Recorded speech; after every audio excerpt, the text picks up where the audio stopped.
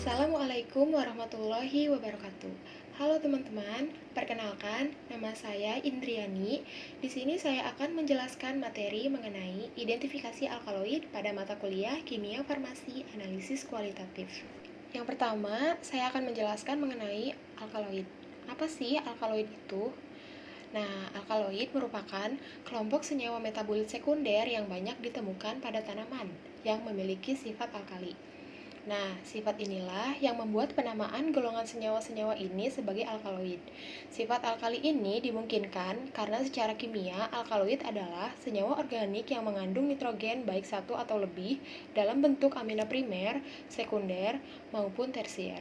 Definisi umum yang digunakan untuk alkaloid dalam kimia adalah senyawa organik siklik yang mengandung unsur N atau unsur nitrogen.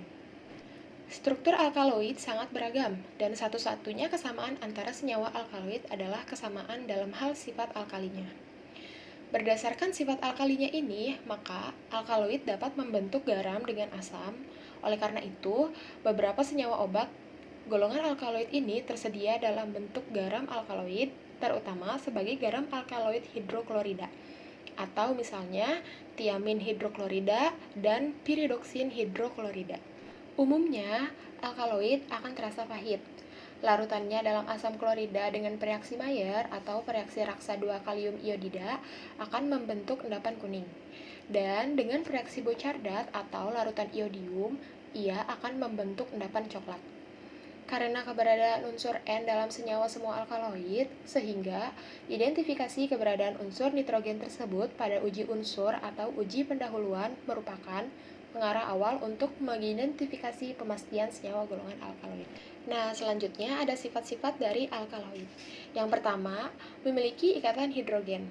Ikatan ini dapat berupa amin primer, amin sekunder, maupun amin tersier, baik alifatis, aromatis, ataupun heterosiklis. Yang kedua, dalam bentuk basa umumnya sukar larut dalam air dan larut dalam pelarut organik. Dan yang ketiga, dengan asam-asam umumnya dapat bereaksi membentuk garam yang larut dalam air.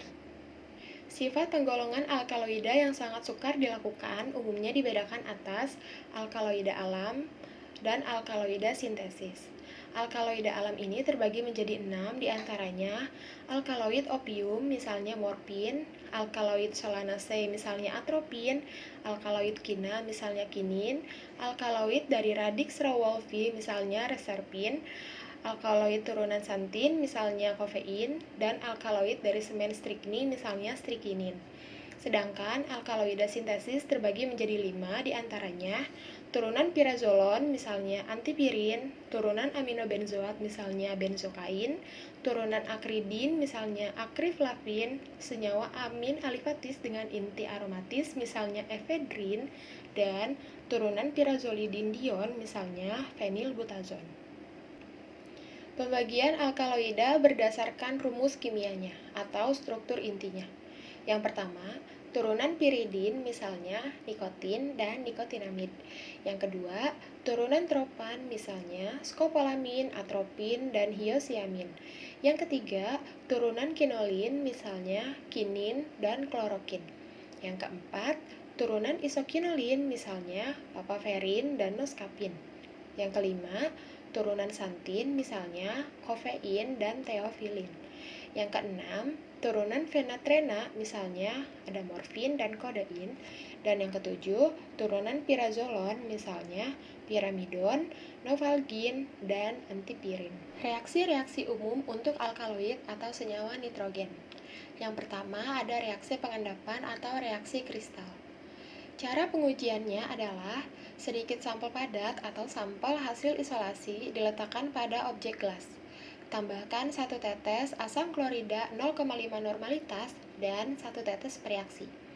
Akan berbentuk endapan, biarkan dalam beberapa waktu, kemudian terbentuk kristal. Nah, nanti amati di mikroskop. Jika endapan yang berbentuk amorf, lakukan rekristalisasi. Cara pengujiannya yaitu pada endapan tambahkan 1 atau 2 tetes etanol 90% hingga endapan larut. Biarkan etanol menguap dan setelah beberapa waktu amati kembali di bawah mikroskop. Bila dengan reaksi Mayer, sampel akan terbentuk endapan putih atau kekuningan. Bila dengan reaksi Bouchardat, sampel akan terbentuk endapan kuning coklat.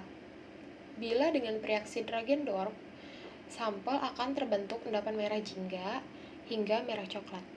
Nah, yang kedua ada reaksi warna. Reaksi warna untuk alkaloida umumnya didasarkan pada gugus fungsi yang terdapat pada senyawa tersebut.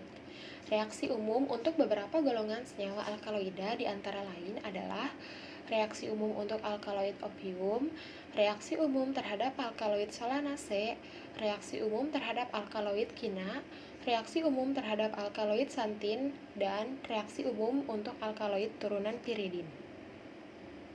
Di sini saya akan mengambil salah satu dari reaksi untuk dilakukan pengujian, yaitu dengan reaksi umum alkaloid opium. Nah, reaksi ini terbagi menjadi dua, diantaranya yang mempunyai inti penatrena reaksi terhadap gugus fenol, antaranya ada reaksi King dan reaksi dengan besi 3 klorida. Dan yang kedua, yang mempunyai inti isoquinolin reaksi terhadap ring aromatis atau senyawa nitrogen. Di antaranya reaksi Marquis dan Hussmann. Beberapa identifikasi dari reaksi warna yang akan dijelaskan adalah reaksi Frode dan reaksi Mandelin. Yang pertama, saya akan menjelaskan mengenai reaksi Frode. Reaksinya yaitu larutkan 0,5 gram amonium molibdat dalam 1,5 ml air, tambahkan asam sulfat pekat sampai 100 ml, dibuat baru. Ada dua cara yang akan digunakan untuk mengidentifikasi.